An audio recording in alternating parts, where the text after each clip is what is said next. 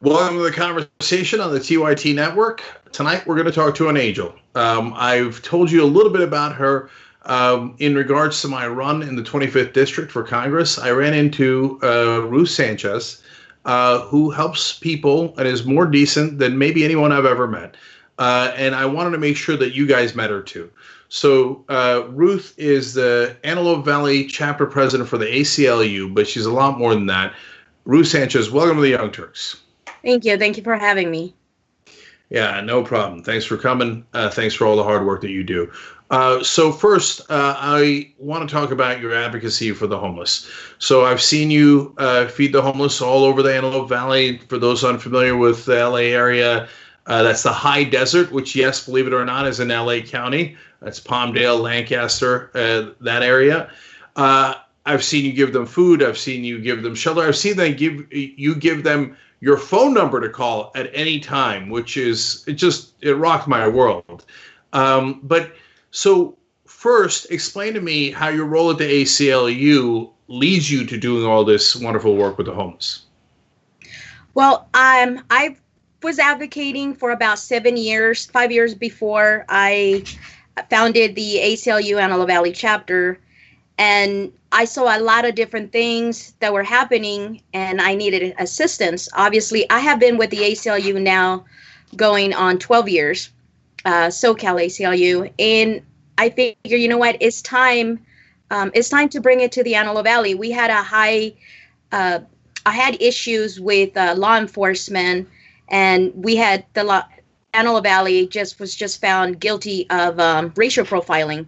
So we knew we had an issue, and I decided to bring it to the Antelope Valley and just spread from there. And it was just more than just, when you think of the ACLU, you think that everything is legal, we got to sue somebody, but there's a lot more. Our chapter does a lot more: advocacy, education, outreach, and we actually do services. Yeah. And so, look, I ideologically agree with the ACLU probably 90% of the time. There is actually some disagreement philosophically, but it's folks like you who give the ACLU a good name. So when they see you out in neighborhoods and the communities doing all this wonderful work, and they associate that with the ACLU, I think that is invaluable. But let's talk about the homeless a little bit more, both what I saw you do with my own eyes, but also in a second we'll get to what you need help with today, because with coronavirus there must be massive issues. So in this particular case, Lancaster has that city is a uniquely problematic in the case of the homeless, and that's where you took me to a homeless encampment in the desert, where during the winter it's freezing, and obviously during the summer it's scorching hot. And it was one of the most moving things I've ever been a part of. So, Ruth, why are they in the desert? Well, the reason being is a lot of the homeless, they tend to gravitate to Lancaster because that's where the resources are. Palmdale has pretty much washed their hands and say, we don't have a homeless issue, but that's not true. Is just the fact that we don't have services in Palmdale. The few services they're in Lancaster. And they were driven into the desert because the mayor of Lancaster doesn't want them in the city of Lancaster because it doesn't look good for development and whatever else, you know. So they drive them 5 miles into the desert, into county land. So it makes it even difficult because they don't have vehicles to get to these places. And I always say homelessness in the high desert is a lot different than homelessness in LA. You know, you're in LA, you have a gas station in every corner to use the bathroom, to get a glass of water. Not here in the Antelope Valley, as you saw, there isn't. There is a lot of, they have to walk. And if we don't take their services to them, sometimes they don't eat. And so what was the policy that drove them out, though, past the district line, if you will, or the city line? Because I know that the mayor in Lancaster has said some awful things about the homeless. He said it should basically be illegal to try to give them food. And I think that's probably what Jesus would have done, arrest anyone trying to help the needy. Rex Parris, of course, Republican. He said to carry weapons in case you run into the homeless, which is beyond imagination. Anyway, but why are they outside the city limits then? The ones that are in the desert encampments? Because they're left alone. Because the city of Lancaster doesn't have a reach on them. So not only that, of course, when the count comes, they say, "Oh, we don't have that many homeless individuals," but of course that is not true. So is the city that is pushing them out.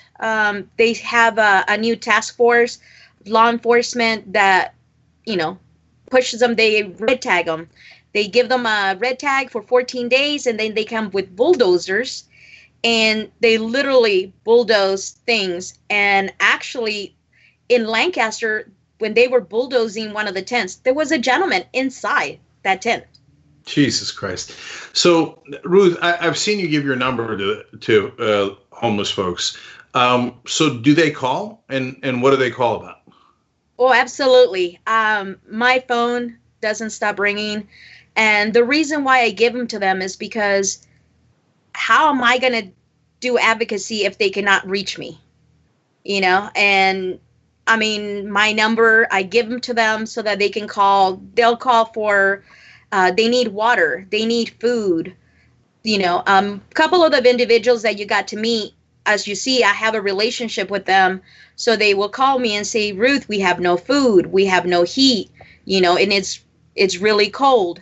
So that's when, not just myself, and as much as I would like to take credit for everything, I have a really good team. And the community, as you saw, they come together. I mean, they come together, 75 people, whatever. They come together and they help me when we're able to take them blankets, clothing. I actually had one of my volunteers take off her shoes and hand it to the lady because she needed shoes. So, that's just the way I feel we need to do advocacy. So, Ruth, I saw your team's wonderful, but you are their leader, and you lead by example. If we had a functioning democracy, it wouldn't be me or Christie or any of the Republicans running for office. You'd be our representative. That's the way that it should work. But before we get on to the current problems, which we got to get to real quick, is there a way that folks can help? Where would you direct them if they wanted to help in this situation? Definitely. I would go ahead, and I know that you're going to hate me for it, but give me a call. I don't have a problem. My number is all over the place. Twitter, my Twitter account, Ruth Sanchez. My cell phone number, 661-202-4912. I don't ask for money, but what they could do is they can go ahead and send the items to an address that I can provide once they called. And we take all of these items to the people, doesn't get stored.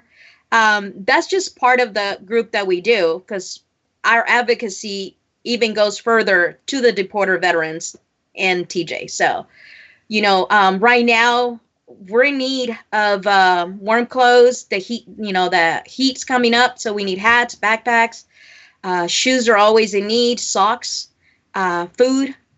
So You can always just send any of that. So Ruth, what are the current problems that the homeless are facing in the middle of coronavirus? Well, right now, because before we had to kind of cover what the agencies were lacking, the county and the city. We had to come in and kind of take over and cover the gaps.